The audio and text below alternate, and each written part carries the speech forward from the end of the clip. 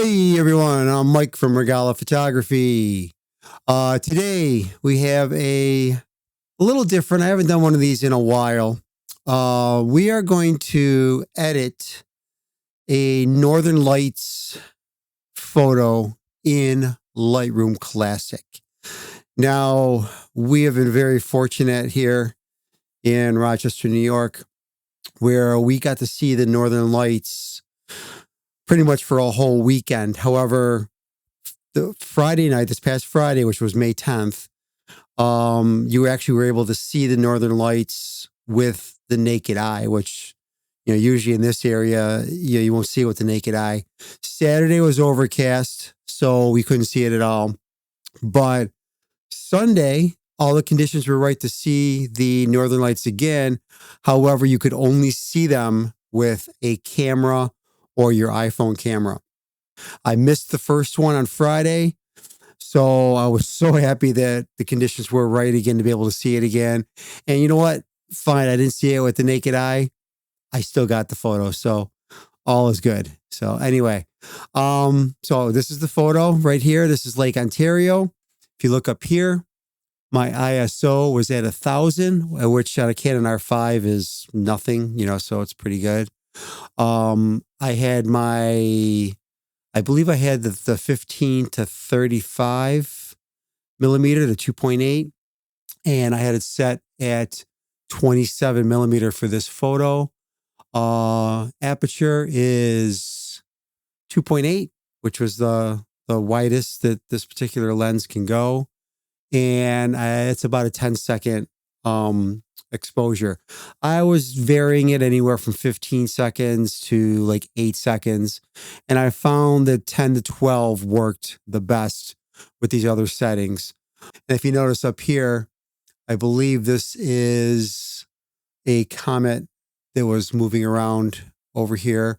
I do have another photo actually where I have the International Space Station actually moving across. It's actually pretty cool. But anyway, this is the photo. So what I'll do is here, we'll make sure that the horizon is straight. So I'll just come on over here and hit auto. And that looks pretty good. Usually that's all I do is hit auto. And everything else I'm going to leave as is. Some of them, sometimes I'll crop them down a little bit to make almost like a faux panel. But for this one, we'll just leave it as is. Now, first thing is my profile. I like to use linear profiles. I have a video. I'll post it up here in the corner. How you can make your own linear profiles. They're very easy to make. You make it, they're camera specific. But anyway, I have a right here. I put it already. It's already uploaded in here. So this is my Canon R5 linear profile. I have another one for my Canon EOS R. So again, they're camera specific. If you do not have linear profile or you choose not to make one, okay, which again, I don't know why you wouldn't make one, but then I suggest you use Adobe Neutral. And you can see it kind of flattens the image out a little bit and gives you more room to edit your photo. Okay. So, but I'm going to switch back over here to my linear and you can see it got a little bit darker. But again, it's got that faded look, kind of like log video footage. If you ever shoot video in log. So, but anyway, I got that. And now what I like to do is always try it is you click auto right after you put your linear profile on and you can see it definitely improved the photo, brought it right back. Okay. So you can see here's all the settings right here. Now, one thing I always do after doing that is I up my whites. That really makes your photo pop. And you can see, I mean, quite honestly, it's almost done. It just 2 clicks and your photo is almost done. So I really, really like that a lot. Now, I also like to, I'm going to lower my temperature just a little bit, not too much. I'm going to actually be making some changes in that in a little bit. So we're going to lower my highlights just a little bit and my blacks are good. For this particular photo, I'm not going to go crazy. I'm going to up the texture a little bit just to make the stars pop out. And I'm going to lower my clarity. A lot of times I raise it, but for this particular one, I'm going to lower it. There's your basics right there. Now I usually come on over, and then I always do my detail or my sharpening. So, and this is something I pretty much do with all my landscape photos. I lower the radius, raise the detail. And then if you hold down the Option key and then click your mask, you can tell Lightroom exactly what parts you want sharpened. So anything in white is where you are sharpening. Okay. And then you let go and your detail is done. Okay. All right. Now, next, calibration tool. A lot of people are afraid of this tool. I used to be as well. I tell you, it's completely changed the way I edit my photos though. So for this particular one, I'll take the hue and I'm going to bring it down. If you see when I bring it down, it raises that magenta, those pinks. If I go the other way, it's going to turn everything more bluish. Okay, for this particular one, I'm going to just go up a little bit just to make those magentas and those purples pop. And then over here on the green primary, I'm going to lean over toward the green. And let me see. Yep, I'm going to go toward the green. And that's going to make the greens pop. Okay. And I'm going to be fooling around with those colors in a little bit in the color mixer. Now, this particular one, the blue primary, sometimes I like to mess with it. Sometimes I don't. Again, it's going to make the magentas pop quite a bit if I go towards the blue. If I go towards the aqua, the green or the teal, it's going to kind of make everything a little more bluish. So I'm going to kind of just go a little bit. Again, I'm not messing with it much here. Okay. And, again, it made those magentas really, really pop. I really like that. Now I'm going to come on up into my color mixer here. Click on that. And I love this new point color tool that they added to the color mixer. It really makes editing and isolating the colors you want very, very, so much easier. So you click the eyedropper, and again, I come on over in here and I find the color I want. And again, usually what I do is I send this over to Topaz Photo AI, and I usually denoise it at the beginning. So that's why you're seeing this. Normally this would be a lot smoother here. So anyway, there's my the magenta, the pink, whatever you want to call it. And I want to make it a little bit brighter. So we're going to brighten it up just a little bit here. Okay. And then do I want to saturate it? See, if you go too much with the saturation, it makes it just look nasty. So, and if I want to, I can change the hue a little bit to make it a little bit more magenta. And I'm going to brighten them up just a little bit more. Again, and it also makes, when you brighten them up like this for this particular photo, it makes the magenta more transparent. So you can really see those stars shining through the Aurora. So that's that color. Now I want to do the green/yellow. So we're going to do another swatch. And by the way, if you don't know, I do have a video on how to use point color. I'll put the link in the description.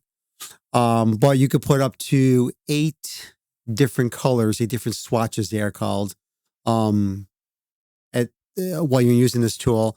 If you want to add more, then all you gotta do is make a mask, and you can add then you can do infinite number. You could do 8 in each mask. So anyway, got my eyedropper tool. Let me find the green I want. There we go. And then first thing, what we're gonna do here, let's make them a little bit brighter. See, again, that's really popping nice. And then increase that green. And I want to bring it over to green more, just to really make it pop. And I'm brightening them up a little bit more. I don't want to go too much though. So there's your sky right there. I mean, that's pretty much, for that part of it, that's, so that, it looks perfect. Perfect. All right. So I'm pretty much not going to do anything else here. All right. So what I want to do is I want to start my masks. So what I'm going to do is I am going to do a couple masks. First one I'm going to do is the sky. So we're going to do a sky mask. And I know I'm going to have to subtract because it thinks some of the water here on Lake Ontario. So just hit the subtract, click the brush. And what I do is I'll start at one end, like here, click my cursor, and then just go straight across. All right. And then I let go, because otherwise, if you keep holding down and you make a mistake, you got to start over from the beginning. So let's get rid of all this. Now we're going to get up a little bit. Oops. Get up a little closer here. Right there. Again, just go straight across the horizon right there. And if I mess up a little bit on this, it's not too bad. And we're going to go a little bit over here. And also make sure you have auto mask. Again, I messed up a little bit here, so no big deal though. I'm not very concerned about that. But anyway, that's perfect. You can do it a little neater if you want, but this particular photo, no big deal. So over here now, what I'm going to do is I'm going to, actually the first thing I want to do is hit my whites. I want to really break this up a little bit. And you could see how the green and the magentas are just, they're popping. So this is amazing that you could not see this with the naked eye. It's just amazing. So I'm also going to warm it up just a little bit. If you notice when I warm it up, it does make the magentas pop a little bit, but it also makes the green yellow pop a lot more too. So I did that a little bit, and I'm going to add some saturation to that right there. Okay. And then now what I want to do here is I want to go to the point color tool. I love that they put this in the masks. And I want to take my blues here, and I'm going to put that right there, and I am going to darken. And when you darken it this way, it brings the sky down nice. The aurora still pops. Your stars begin to pop a lot more, okay? And I can also add a little bit more saturation maybe just to kind of really, don't want to go too much though, because then you start getting some artifacts in there. So we're not going to go too crazy. Matter of fact, I am going to lighten that up a little bit. And again, I don't want to go too crazy right there. Next mask, I'm going to do a linear gradient because because it was nighttime, it's warm. This part of the photo looks warm because there were some lights on the building. There's a building just over here off camera, and there were some lights shining in. It was making it really warm. So I want to cool that down, make it look more like a nighttime photo. So I cooled it off a little bit. And then I want to take my highlights because these dock posts right here are very, very bright. So we want to bring that down a little bit. Okay. And then let's see, we want to give a little bit more texture and some clarity down there. And that's pretty much right there. That's it. Oh, let's see, another mask. Yeah, I love to do this one all the time with all my photos. A radial gradient. And for this particular one, I'm going to do it right here in the Aurora. Okay. So we're going to bring this down a little bit. Okay. Come on up here to the whites. And again, just going to make those pop. I don't want to go too much. Okay. Just a little bit right there. And I want to bring the texture down a little bit. Just a little bit. And do I want to bring the clarity down? Yeah, we'll bring the clarity down a little bit too. Okay, again, not much at all. Not much at all. And again, you can see how this Aurora is just popping in here now. It's just completely different from the way it did. So if I come on over here and my backspace, there's before and there's after.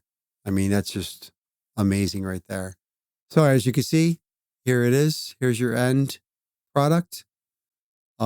We went from over here, we went from before to after.